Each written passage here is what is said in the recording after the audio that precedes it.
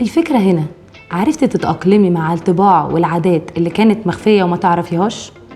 ولا عادي هو حر، زي ما هو دي طباعه أنا كمان عندي طباع بتزعجني وإحنا عادي؟ المهم في الموضوع التأقلم والتعود، واحدة واحدة لحد ما بنلاقي الزوجين بيفهموا بعض من نظرة واحدة، زي مامتنا مثلا بتفهم بابانا من نظرة من غير ما يتكلم، ودي مرحلة عظيمة فيها كل المودة والرحمة.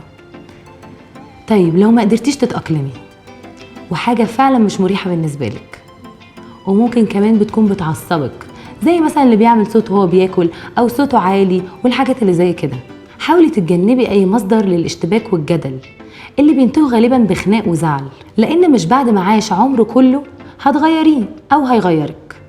التغيير بيكون في اللي ممكن يتغير، لكن الطباع صعبة شويتين إلا لو كل طرف حاول على قد ما يقدر ويلاقي حلول وسط تمنع أي اختلاف.